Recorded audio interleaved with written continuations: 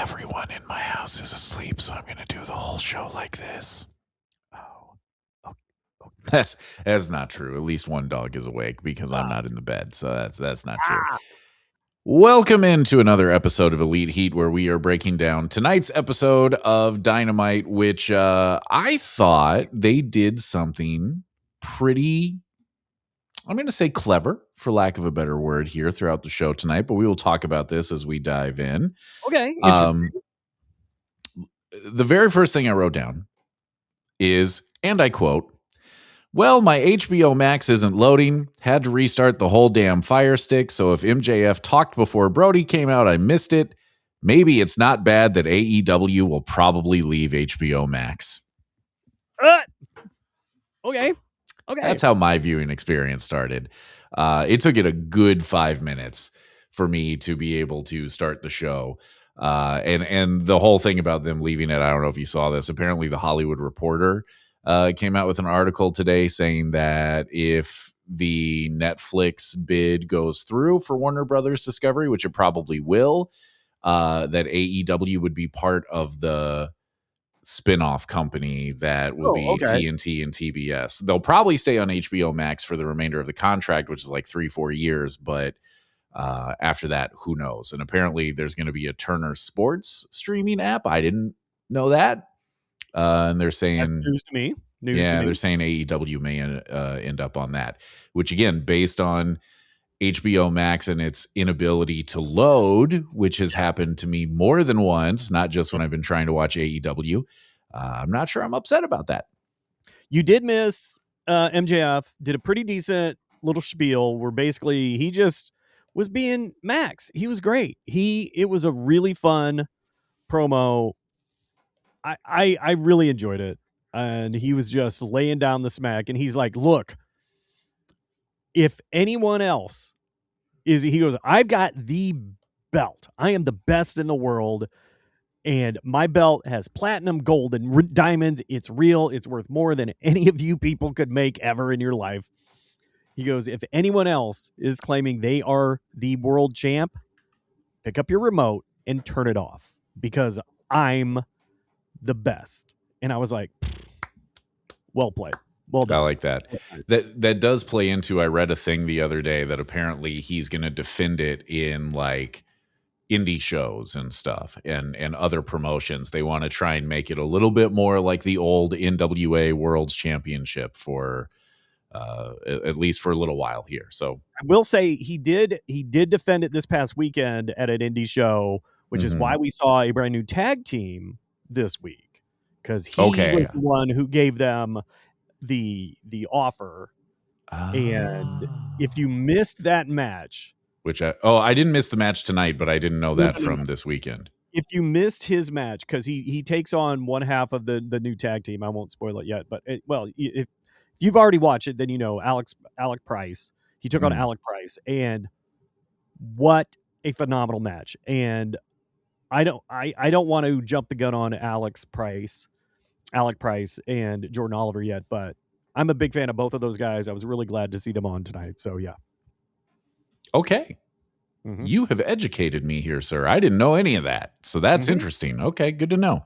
Really good match too. Really good match this weekend with him. So yeah. Okay. I'll have to go seek that out on YouTube or whatever. Yep. You can get on YouTube. I think they have it cropped so just that match, because clearly that was the draw. Sure. And I guess I'll have to go back and watch the promo, although I did see a little clip of it on social media afterwards. But I think that promo and what happened then next with Brody King coming out, which I did see, I actually saw it like right as Brody was getting in the ring. That's when it started up for me. Is what set the tone for what I think was the clever theme of the evening, because one of the things that I have been wondering for a couple of weeks now is how are we going to sort the title picture? Because Hangman's now part of the Trios Champions, which we talked about last week, and whether or not that was a good idea. Omega is chasing. Swerve is chasing. Samoa Joe is still in the hunt. That's 4 dudes coming after one belt. And I'm going, how are you going to do this? Because you can't keep doing, fatal 4-ways and stuff. And then Brody King now comes out. So that's a 5th dude. I like that they are doing the you've got to earn it rather than the wrestling stereotype of I called my shot, so now I get a title match. Yeah, I liked that from Max. I also liked Brody coming out and challenging, and here's why I liked it, and I'm glad they didn't give him the match. But I liked it because, like you said, now it is making it look like everybody wants to wrestle for the title. And while that is always a given, it's not always verbalized. And I really liked the idea that Brody King came out and said, you know what? I don't like what you did to my partner. So instead of ripping your spine out, I want a match where I'm going to take your belt. Mm-hmm. Love it. So now you've got him interested. And you have everybody else. I really liked the feel of that. And Maxwell just kind of taking it in stride and going, look, I'll fight you. Beat someone. Yeah, you got to earn it. You got to earn it. I like it. I like that they're doing that. I like it's a little reminiscent to me of the ranking system from back in the early days, which I liked. I liked the rankings. I thought it was a fun twist on it because, again, you couldn't walk in and do the cliche of I want a title shot, so you just get it. Mm-hmm. I liked, but it collapsed under its own weight because it became too unmanageable to really maintain. But I do like the concept of it, and I do like MJF going, yeah, but not now. Yeah, you got to earn it. It was solid, so solid. Yep, I liked it. Then we went to the trios promo, which I thought was a little disjointed. I'm curious what you thought about that one. I 100% agree. I thought it was disjointed. It just, I'm still not sure what's going on there. I don't. Although, what was it? Air Horse One, the name? That was pretty good. That was so funny. That was pretty good. That. Yeah. But it was just weird. Those three are weird. It's an odd. I've been thinking about it since. So let's back up to last week, I think is the way to put this. So we talked about this last week, and I had the idea of maybe you should have put the three main challengers for the title, for the world title together, right? Because you got Hangman, Omega, and Swerve. They credibly beat the Ops, right? Because those are your three, arguably your three top guys, or three of your top five, let's say, right? Right. And you have the added then dynamic of we're all going after the same thing. There's some tension there. There's some drama. You feature the belts more, blah, blah, blah, right? Yep. It made a lot of sense to me. It didn't, but it didn't make sense to me from the beginning to say like, well, we're challenging for the trios title other than you guys still have beef with the Ops. And then after the episode aired, we found out, it's because Powerhouse Hobbs is leaving because Will Hobbs is probably going to WWE. Yeah. Now it makes sense. Yep. However, he'll probably be a surprise Survivor Series entrant. Royal Rumble, but I know what you mean. That's what I meant. Yeah. Yeah. He's almost definitely going to be in the Rumble. Yeah. And I can't wait to hear what dumb name they give him. Like, Wilmington Houserston or something. I don't know. I don't know. I'd pay money to watch a Wilmington Houserton match. Big Power Willie Housington. I don't know. It'll be something weird. But anyway. So now I understand the match. Now I understand why they dropped the belts. Got it. Mm-hmm. I still think, and if you want, I have no problem with them trying to capitalize on the momentum Jet Speed created coming out of the Continental Classic. And I think the trios title, really good way to do that.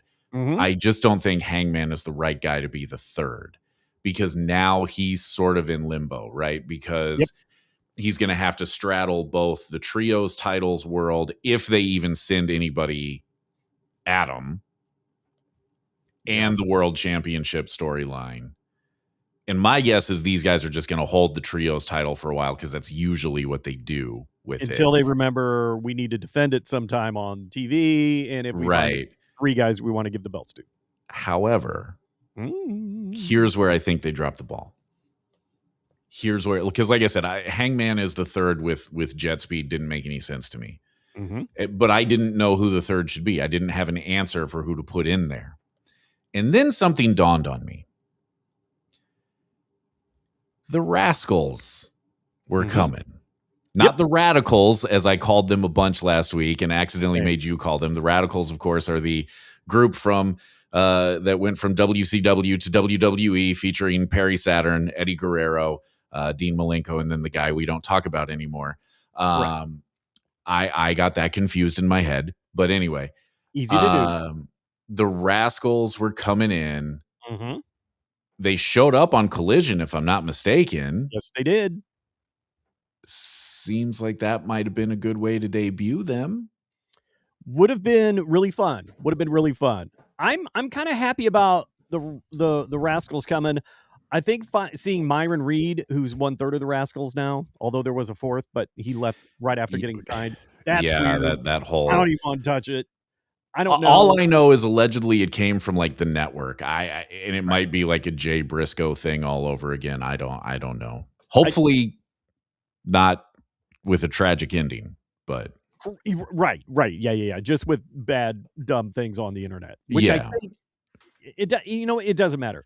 I'm just happy that we're going to see Myron Reed, who I think is really good, and that adding him and adding the rest of the Rascals and the rest of this show, I really liked how they were highlighting that we've got a lot of really good young talent, and we're going to focus on them, and we're going to highlight them, and we're going to make them shine, and we're going to let you see how good our young roster is, because they really do have a really solid young roster right now, and I'm kind of jazzed about it. I'm a big Myron Reed fan. I think he calls himself the young GOAT. I think he's really good. No, I totally agree with you on that. And that actually kind of leads into the next match. And again, kind of the other theme of the night. So then we got Speedball Mike Bailey versus Samoa Joe, which on paper, you would look at that and go, well, Joe is going to kill him because Joe's a multi-time world champion and he's Samoa freaking Joe. Exactly.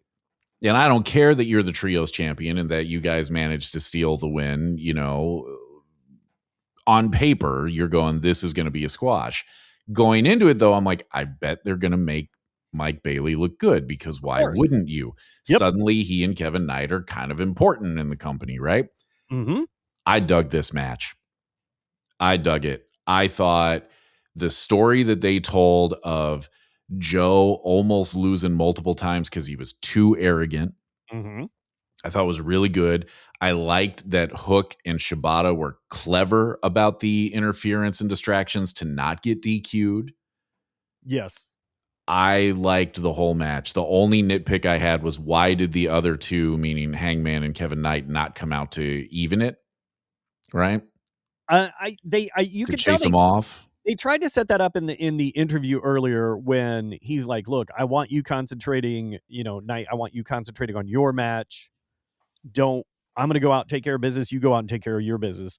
And kind of was setting the stage for, look, I got it. You got it. We're not going to interfere because we need to focus. Fair enough. That's a fair point. It's barely a coding, but it is there. Yeah, that's fair. Obviously didn't register with me that way, but I see what you're saying. But overall, I really like the match. I got to say, Shibata's suplex onto the apron and then rolling onto the floor and another suplex, that combo is so freaking devastating looking. I'm surprised Speedball was able to walk after that. It looked so painful.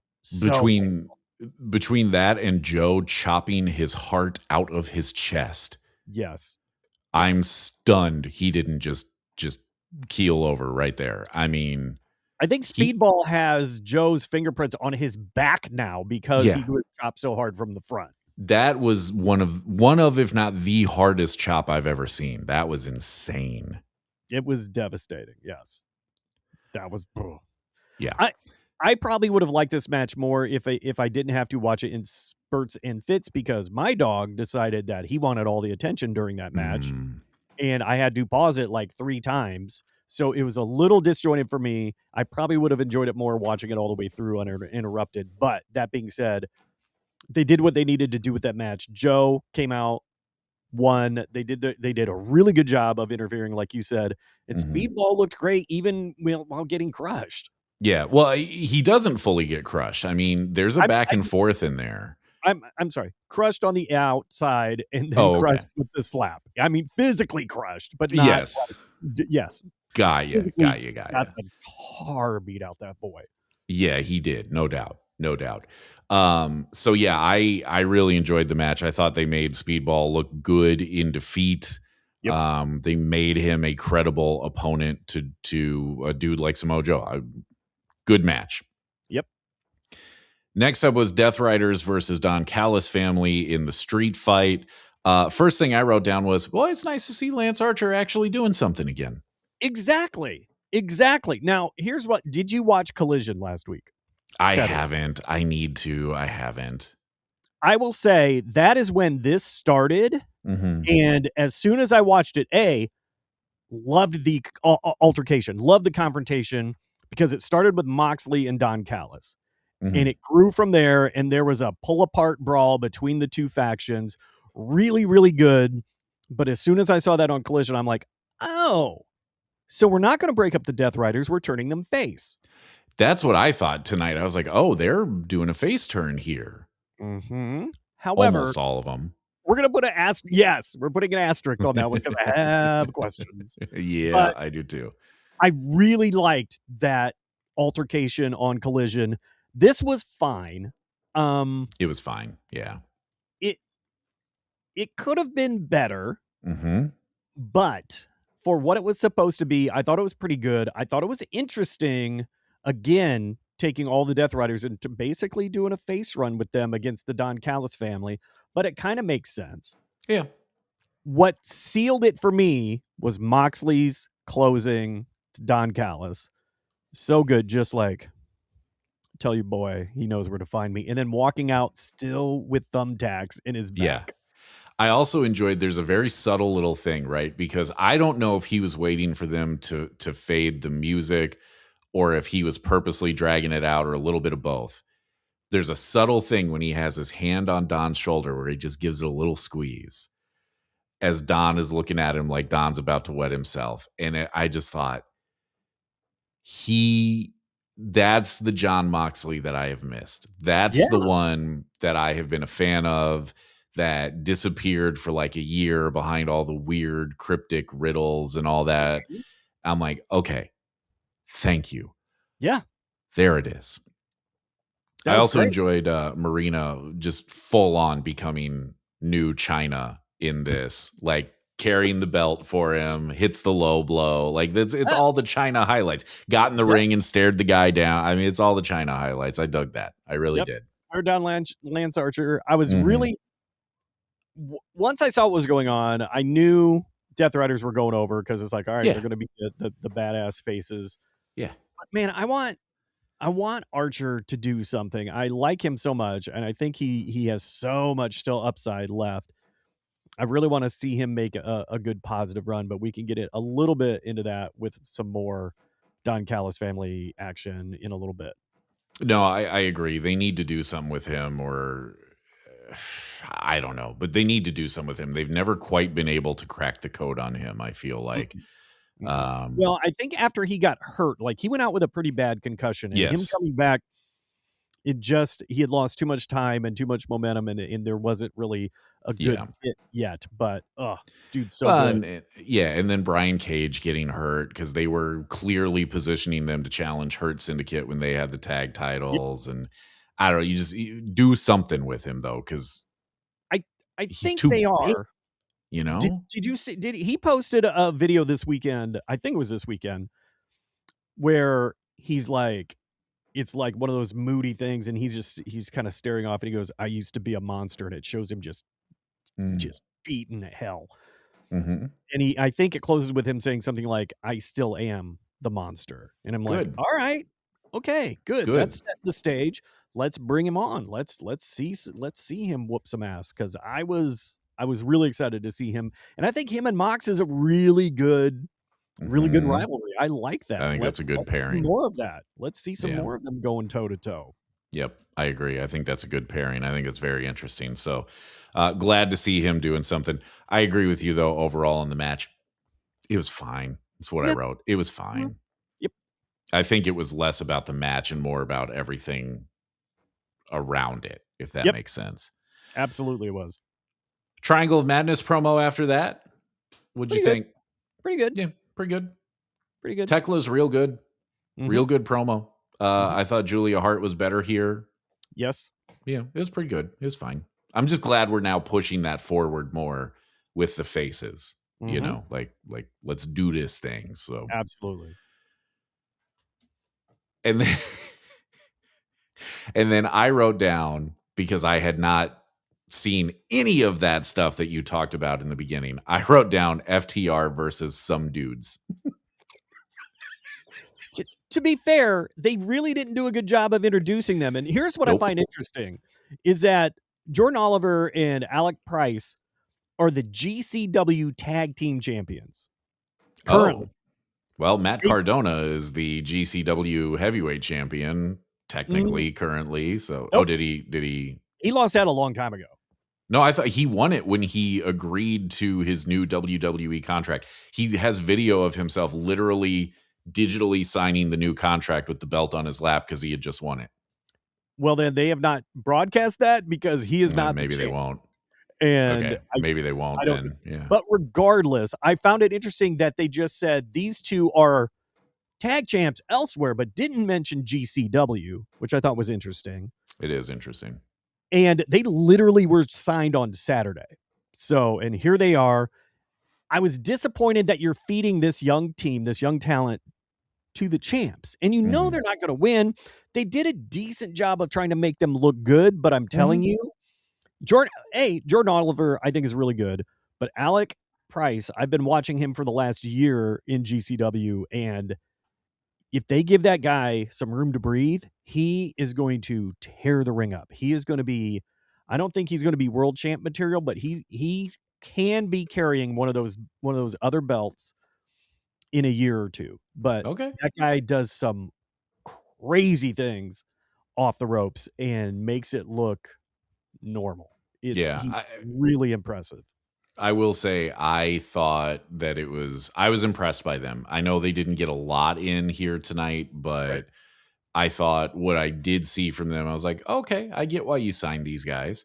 I agree with you. And I thought it in the moment. If this is your new team, I don't think debuting them against FTR is the right move. No, I don't either. I think debuting them against kind of literally anyone else would have been better. If you want to debut them and make them look good, give them the Bang Bang gang. Sure. Give them Bang Bang Gang, give them and have them go toe to toe. And I mean a lot of 1-2 oohs, and then afterwards have the Bang Bang Gang give them their props in the ring. And have them go, these guys. So that's an interesting thought, and I think that would have been a good one. I thought debut him against the Young Bucks. Yeah, that could have worked. 100%. I think that those four could have torn it down, and then look, you're not beating the Young Bucks. We already did that with Private Party. We're not doing that again, right? You're not beating them, but if you push them to the limit, and then, like you said, the Bucks give them the rub in the ring, you got something.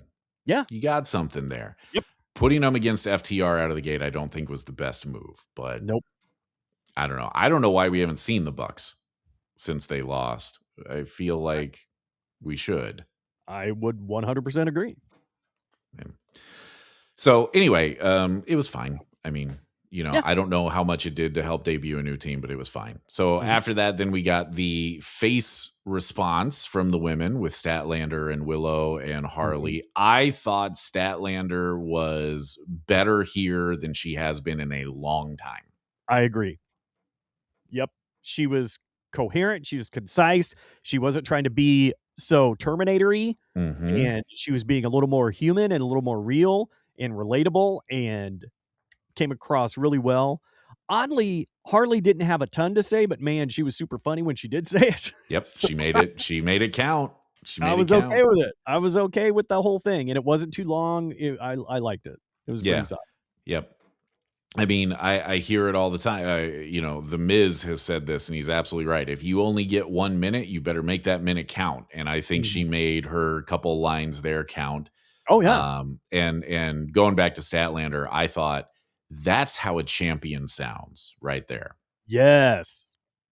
So Yeah, you're right. That's the change. Yes, she now sounds way more confident as the champ. And I think putting her with those two gives her some humanness back. I think she was trying to be mhm. too much of that unfeeling cyborg champ, like weird Moxley, female Moxley thing. It Mhm. wasn't She working just for she just me. couldn't find it. She just, Yeah. the program with who did she fight in the last pay-per-view? That's how memorable it was. It wasn't that long ago. Well, anyway, whoever it was, that program, and really the one before that, we were going, it's not hitting because Mm-mm. what's the character? I haven't found it. You're not, it feels like you're not quite there. I think maybe she found it tonight. Jamie Hayter. That was it. Jamie Hayter. Yep. And I'm sad I didn't remember that because I really like Jamie Hayter. I do too. And Mhm. part of, I think, why we didn't remember it is because she hasn't been on TV since the loss. So Yep. interesting. It makes me wonder what's going on there. But I mean, look, people need time off. Maybe it's just Yep. that simple. And honestly, in this day and age, it could have been a visa issue. If Yeah, she's you're not, not wrong. it Certainly could. definitely could have been a visa issue. I know that has been happening That's elsewhere. So, part of why Pac disappears all the time. mhm. So, yeah, could be that. After that, Omega and Alexander finally number one. Yep. Finally, I Yep. feel like we should have had this match by now. Oh, yeah. Um, that match was a banger. So good. Loved it. It was my match of the night, which is saying something because I thought there were multiple matches. I went, ooh, that might be it. Um, they were really good, and I am going to say words I'm not sure I've ever said before. I agree with Don Callis.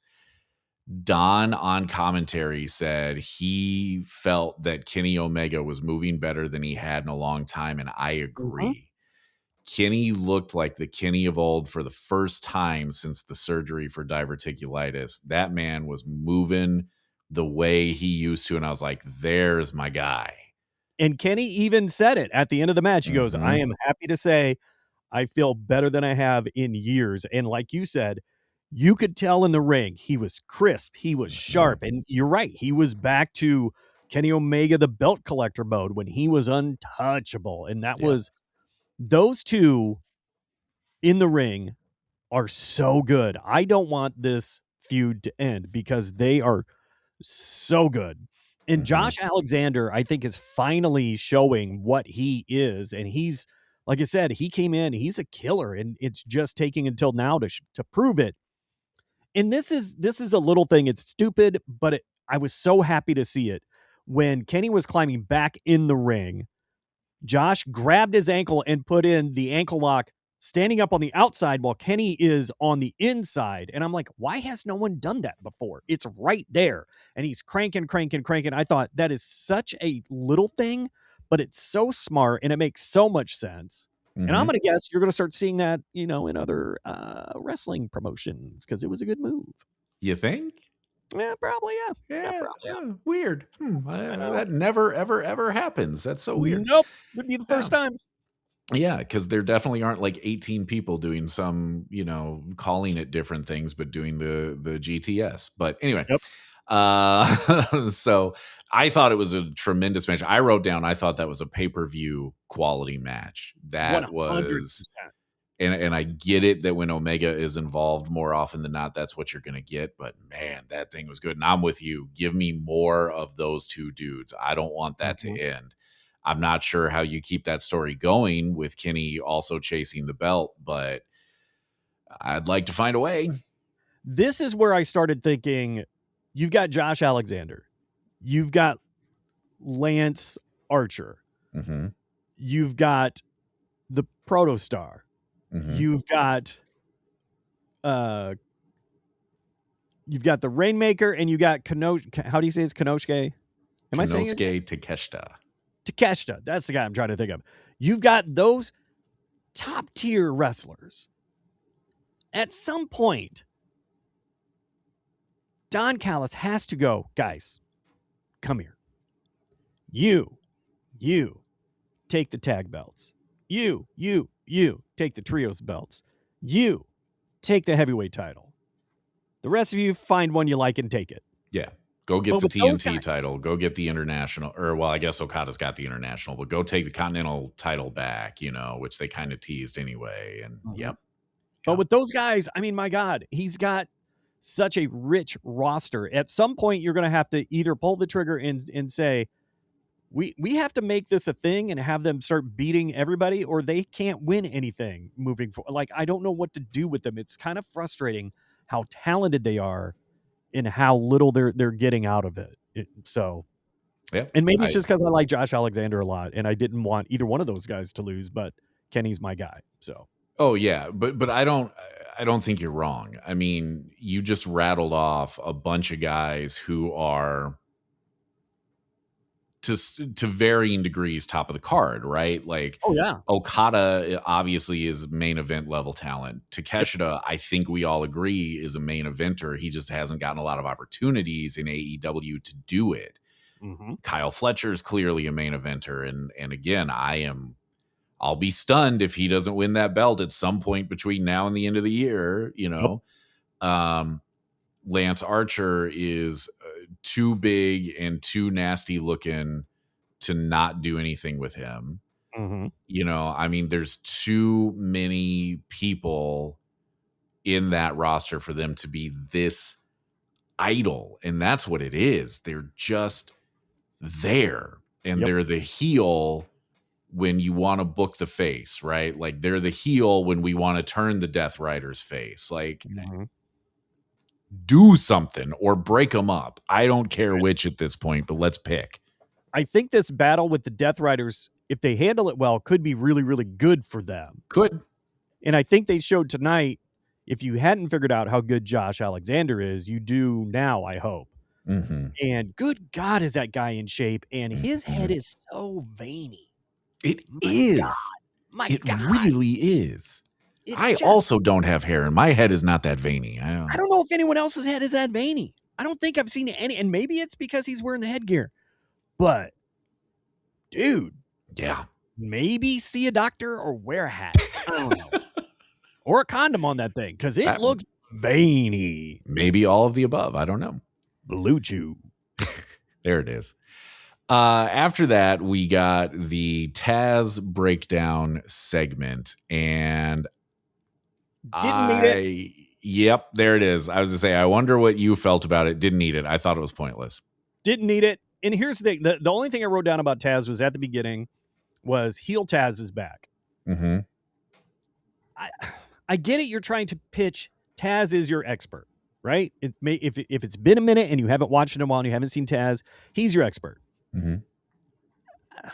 I don't need that. I don't know who that was for. Didn't need it. It was a way. I kind of skipped through it. Yep. I agree. It was pointless. I wrote down two things. I wrote down, I'm surprised that he correctly pronounced the full name of the armbar, and that it was pointless. We didn't need it. It was a waste of time. I got to be honest with you, man. I know that he was working heel tonight. I get that. Him being back made me miss Bryan Danielson. I think that the booth is better when it's Bryan instead of him. I agree. I said, let me see if I actually wrote this down. Heel Taz is back, and honestly, I didn't miss him. Yep. I like Taz, but this heel Taz is kind of weak. It seems cartoonish, and it's not good. If you want, look, you have Don Callis. You don't need another heel announcer. You don't need another heel color guy. Use Don Callis. Bryan Danielson is so much better. So much better. Yeah, I agree. And I think that, Nigel doesn't do it as much anymore, but when Nigel was like full on doing the heel commentator thing, Nigel McGuinness was better at it than Taz was tonight. Oh, yeah. And maybe it was just a test balloon to see how it goes, and maybe we'll go back to Bryan next week. I don't know. I got to tell you, the one thing that I'll say positively about Taz is at least everything wasn't whatever Jones, because I was real sick of that by the time he went away. Yeah, the first 15 were pretty funny. Yeah, but after that, it was like, okay, bud, make your T-shirt and move on. Yep. Yeah. So then we got at all. Yeah. Well, yeah, obviously. So then we got the tag match between Megan Bayne and Penelope Ford and the Timeless Love Bombs. I have this thought every time Megan Bayne and Penelope Ford do stuff together, whether it's tag match or social media or whatever. I always think to myself, good for you two for it not being awkward that Penelope Ford used to date Joey Janela and Megan Bayne currently dates Joey Janela. I keep forgetting that, but yeah. Also, that needs to be explored, how Joey Janela pulled that off. And I don't know. They work a lot together in GC Dub. That's all I know. But but I mean, both of those, and that's mostly because, have you seen Joey? Yeah. I don't get it. He's missing teeth now. He is, and I like Joey Janela. I want to point that out. I like him, but I do too. We watched him play blackjack. We did, and I don't get it. But anyway. What did you think about this match? Because I have a lot of thoughts on this match. Oh, okay. Well, I don't. So I'll give you my quick ones and get out of the way. Here's what I wrote down. Wow, Tony did not catch Mina when Megan Bayne chucked her. Holy crap, was she not in the right place? I thought Mina may have died there. I think the announcers I think they may have been right when I think she just threw her so hard that Tony was in the right spot, but Megan Bayne just chucked her. Could be. The only other thing I wrote down was twice in this match, and the heels did it and the faces did it. They were late breaking up the pin, and it's back to the referee issues. And this wasn't the only time. We're gonna talk about this again, where that match ended. I don't care if that was the finish or not. You didn't break that pin up in time. Yep. And when the referee has to hesitate before they swipe it, count the pin. You blew it. It's not on the referee. You blew it. Be where you're supposed to be for those spots. You know better. I know you know better. And the thing about the way this ref swiped it, he swiped it before they even came. He didn't even hesitate. He was on the way down and swiping before they showed up. Yeah. First thing I wrote down was several timing issues with this match. Yep. I agree. That's all I had. So I mean, other than that, the match was fine, I guess. I don't really care, I think, is where I was at with it. But I gotta admit, I liked this match for several reasons, ignoring the timing issues. What I liked about this match was, I wrote down Megan Bayne hurling Mina over Toni Storm's head was bonkers. Then tossing Julia Hart onto both of them was amazing. And then when they came back to break, Julia Hart has Mina's head in her legs in a handstand and then gets clocked by the Penelope Ford. What did I say? Julia Hart. Yeah. Different people. But anyway. A lot alike. They're both blonde. Well, in that they're both blonde, yeah. That's it.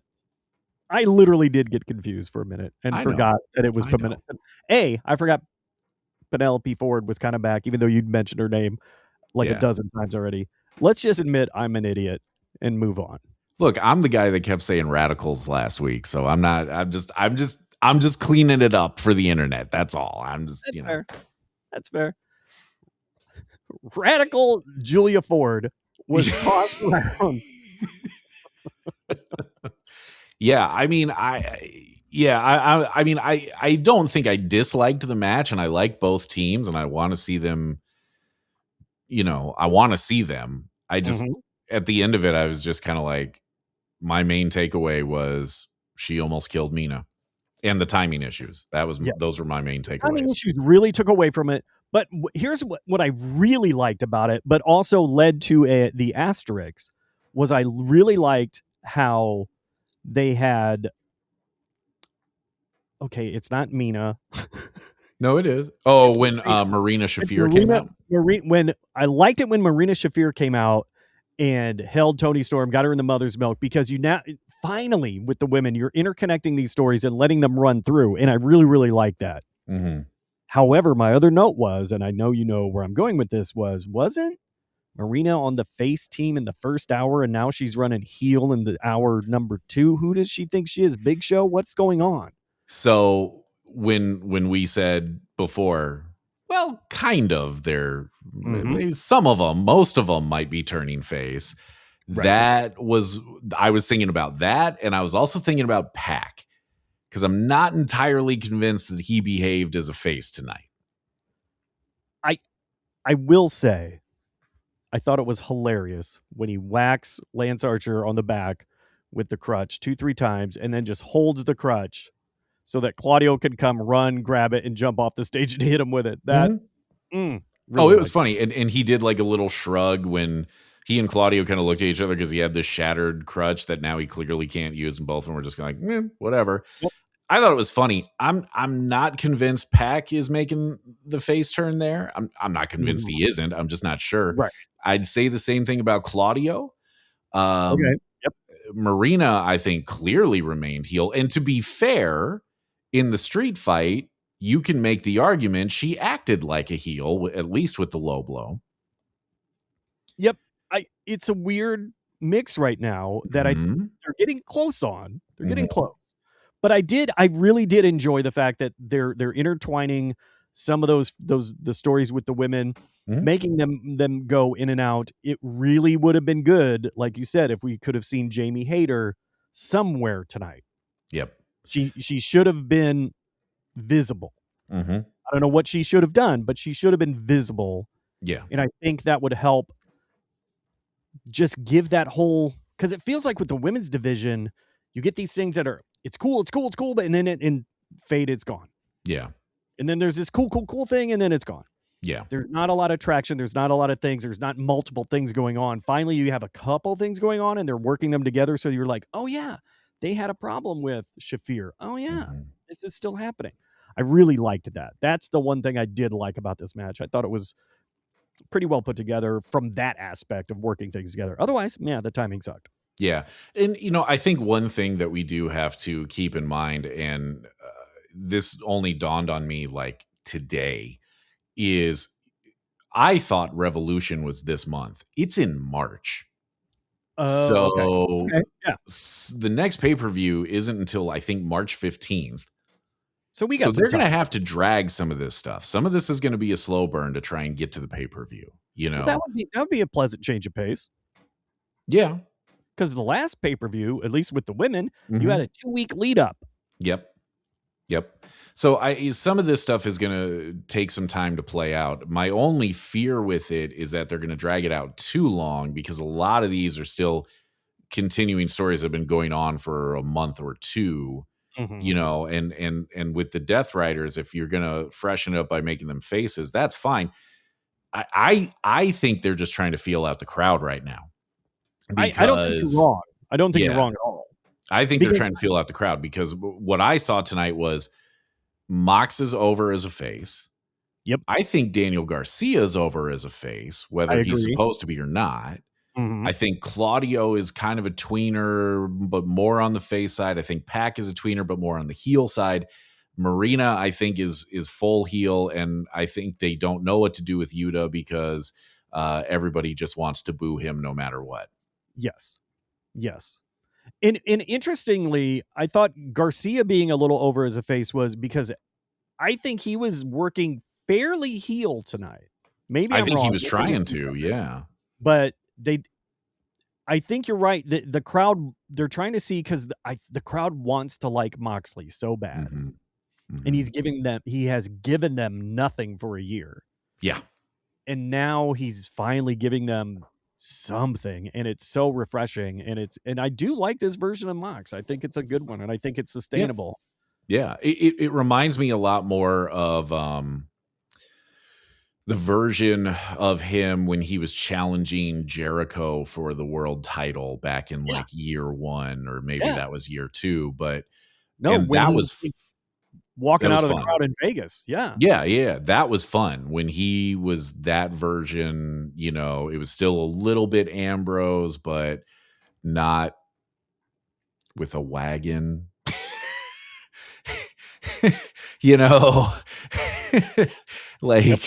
so I kind of like that we're headed in that direction with him. I think it's much more entertaining, and I think it allows you to kind of appreciate everything he's doing a little bit more, you know? Yeah, 100%. And I think Claudio will come along for the ride. I think Claudio is one of those guys that he'll be a great heel. He'll be a solid face. He's not going to say a lot of words, so it's kind of it doesn't matter. Yeah. Irrelevant. I think Pac could go. I think you're right. He could go either way. I think he could. Depends on what they want to do. If they want to break him off, I don't. Mhm. If he's not going to take Claudio with him, don't take Yuta. Oh my God, man. Yeah. Don't do that. I Yuta, think they're love just, you, man, dude. yeah. Something. I think they're just going to try and feel this one out, and they'll make a decision. I mean, maybe I'm wrong. Maybe they know exactly where they're going with it, but I kind of feel like they're trying to feel this out, and they'll let the crowd kind of tell them a little bit where they need to go here. Oh yeah. I think that's smart. And like you said, we've got a couple months before the next pay-per-view. You've got some time to let this breathe a little bit. Yeah. Let it. Don't rush it. Don't force it. Let some things happen. Let this Don Callis fan. Callis has enough guys to throw at him. Let's see a bunch of different combos. But let me see more of Lance Archer and John Moxley. I think that's a really good mix right there. So yeah. Yep, I agree. And then it was main event time. Swerve versus your guy Kit. Is that what we're gonna go with? Michael Knight? Yes. I know. Yes. Michael Kevin Knight. Yes. Yes. Yeah. So what'd you think? What? Oh, Kevin Knight? Damn it. It's Kevin Knight. Dude, I how do you not love this match? It was really great. Really good. Just those two, they work so well together. And this capped off the night for me of highlighting young talent. They did a really good job with Speedball. They flashed us a little bit with Jordan and Alec, but you really got to see Michael Knight. Idiot. And I know you just told me. But you really got to see Kevin Knight shine, and he was so good. And you knew he wasn't going to beat Swerve, but they really worked you to a point where when Swerve did, I think, the most awkward rope break ever with his foot over his head. Yeah, I didn't understand that when your hands are right there. But he did it. And the play back and forth, him clapping for when Kevin came back in the ring. And by the way, the attempted murder with the pile driver onto the guardrail. Yeah. What? Yeah. Come on. That was insane. The midair house call. That was one of the coolest things I think I've ever seen. So good. Love it. Him clapping when Kevin Knight rolled back in was good. I liked that. And let me just put the bow on the match here a little bit from my perspective. I agree with you. This was a strong contender for match of the night for me. In all honesty, it probably should have been match of the night, but I just love Kenny Omega that much. But but with that said, I agree with you. At multiple points, I actually thought Kevin Knight's gonna go over. There and the same thing happened with Speedball and Samoa Joe, where I thought I think Speedball might beat him, and that's a sign you put on a hell of a match, right? So let's talk about breaking the 10 count. Did he break the 10 count? Because I don't think he did.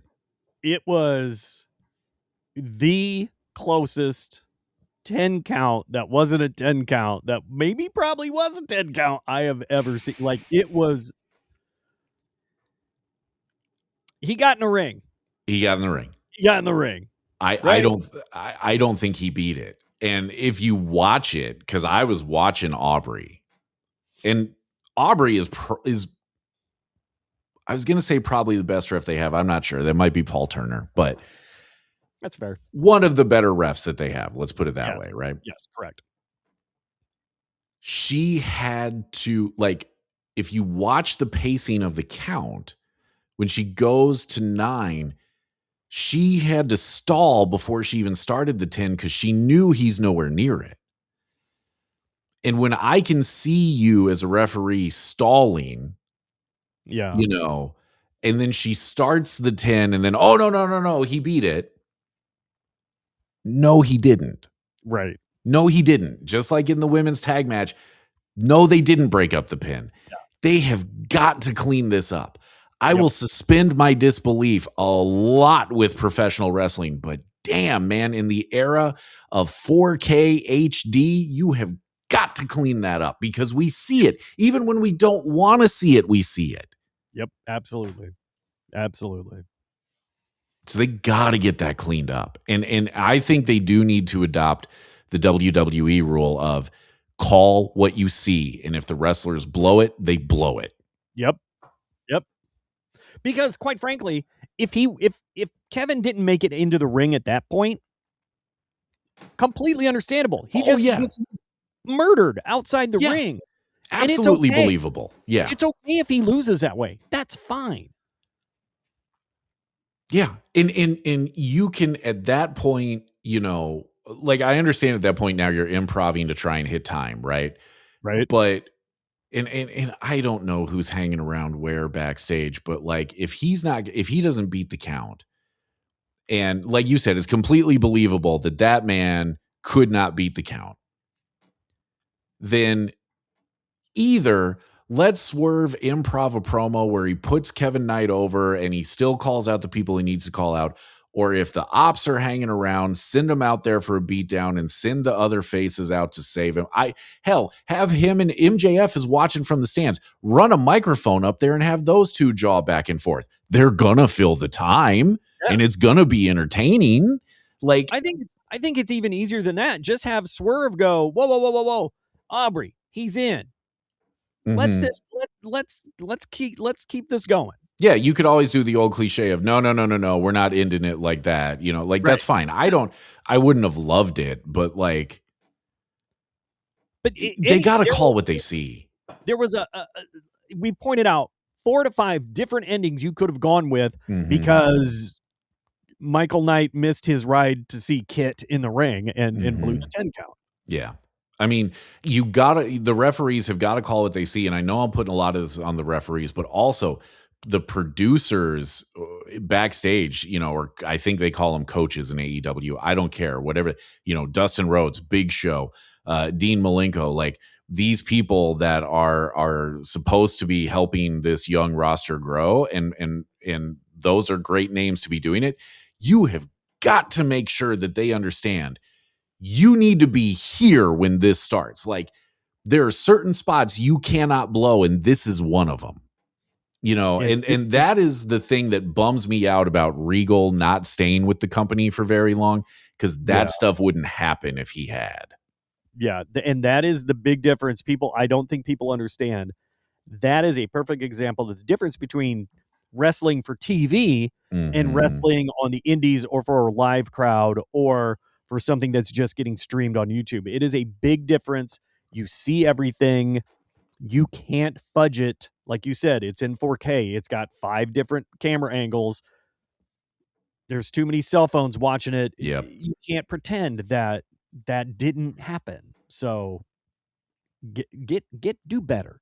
I mean, they've got to work with the roster and coach them up on that. They got to work with the referees and just say, look, call what you see. And if the wrestler blows it, they blow it. Like you're human beings. It's going to happen. It doesn't mean you have to get yelled and screamed at. Yeah. But you got to call what you see. And if they blow it, they blow it. You got to work with these young guys. And you're right. And Jim Ross talked about that way back in year 1 of AEW, where he was like, not all these people are going to make it because wrestling on TV is very, very different than wrestling just in front of a live crowd. And they didn't all know how to do it. And that's why there's a bunch of those originals who aren't there anymore. Yep. Because they couldn't get it down. And look, Kevin Radicals, I understand you got dropped on your head. Maybe you didn't know the 10 count was coming. Yeah. But look, Michael Shafir, I get it. You were rocked. You were sideways. Mina Knight, when you were, yeah. Kevin Hart.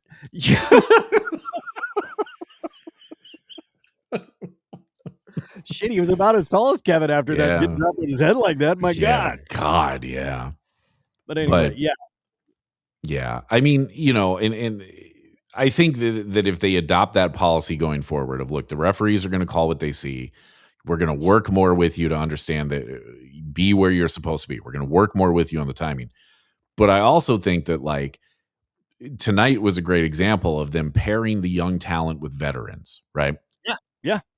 I also think that if I'm Swerve Strickland in that situation and I see he's not going to beat the count, and I know that the referees are instructed to call what they see, and he's about to get counted out, Prince Nana is there as well. One of you two get in the referee's face and stop the count that way.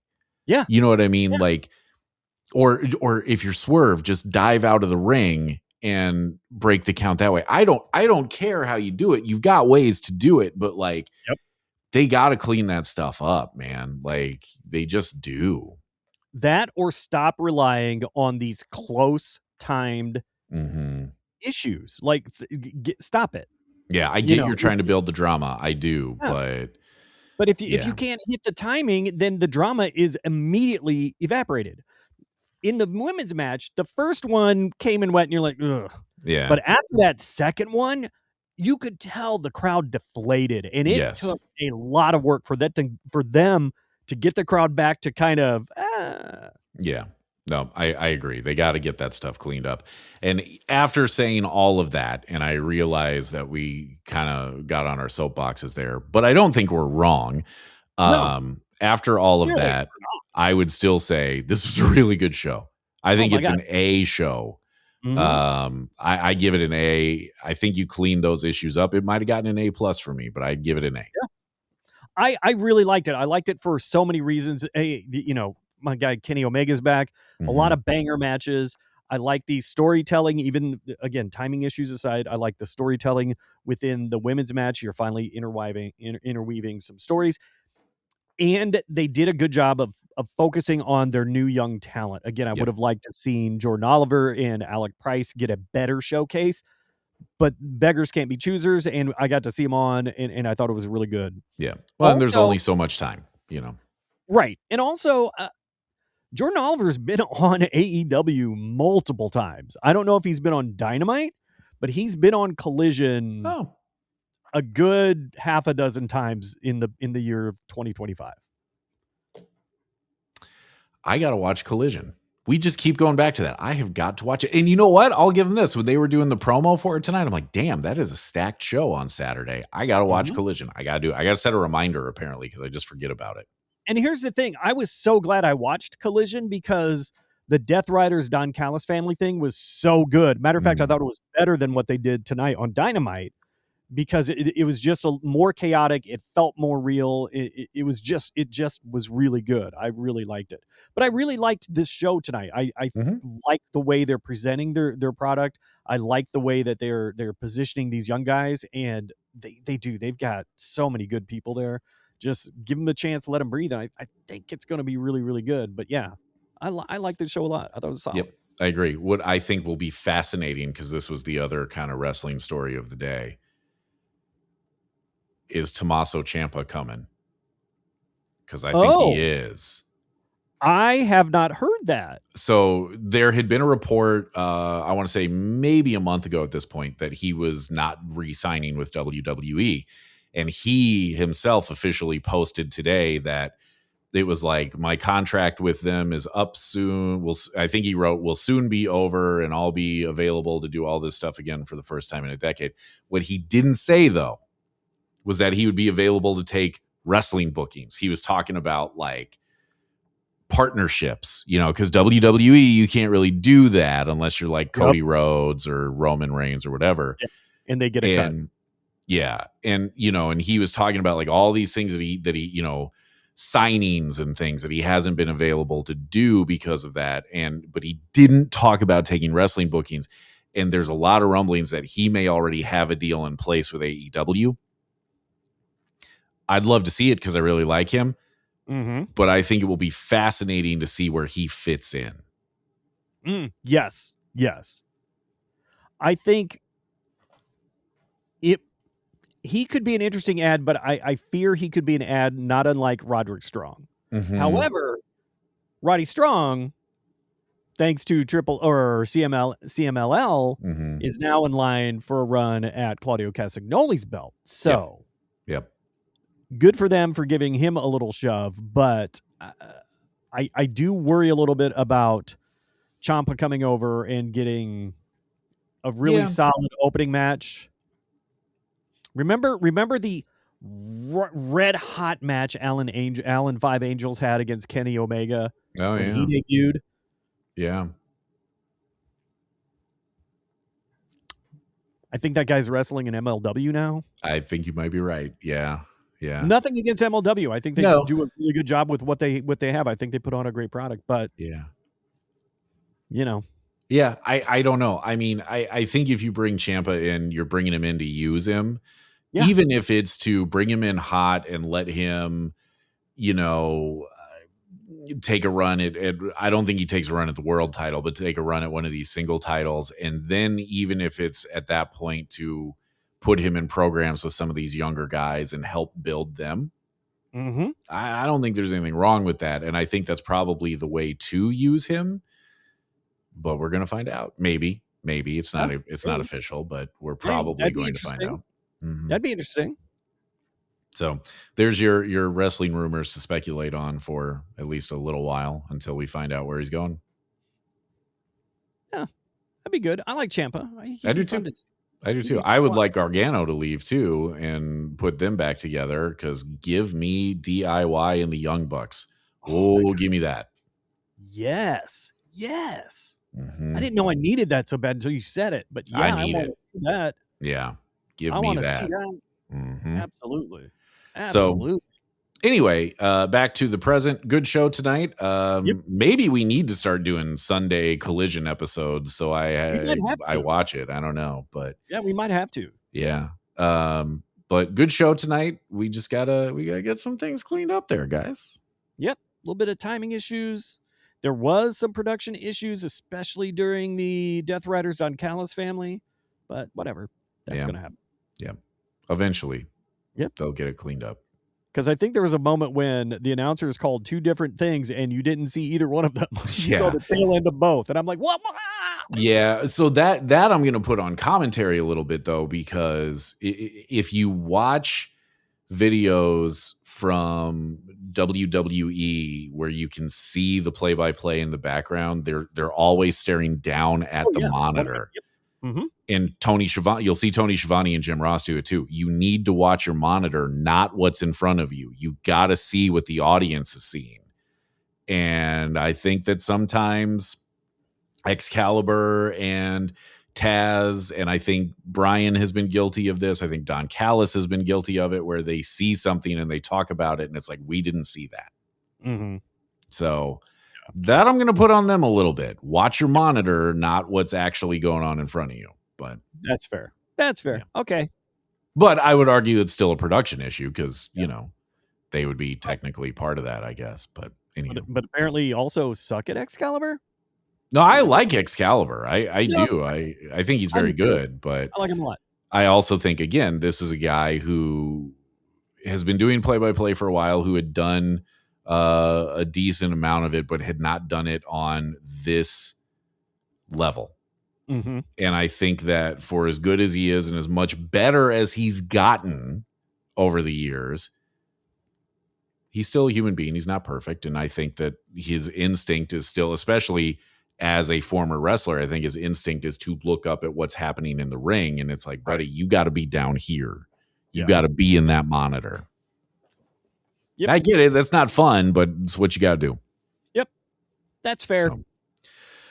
So anyway, all of our various, I'm not even going to say nitpicks, all of our various criticisms there aside, it still was a good show. I look forward to where we're going with all of this stuff because I think they laid some very interesting groundwork for stories here tonight. And I think some stories that I had wondered where we're going now, like wondered in a bad way, now I wonder in a good way. Yeah. Yeah, I'm very excited. I actually hope something happens with this Don Callis Death I Rider do suit. too. I think Yeah. that could do a lot of work, and there's a lot of good that can be done there, and a lot of really fun matches. I really want to see that. Yep, I agree. All right, so with that, give us the follows and the thumbs ups and the likes and the subscribes and the shares, and give us the blue chew, and maybe somebody could volunteer to actually be off to the side when you're talking to somebody who's not there. Bit. See what he's saying about you? You gonna take that? Oh, now you leave. I'm going to bed. Okay, me too.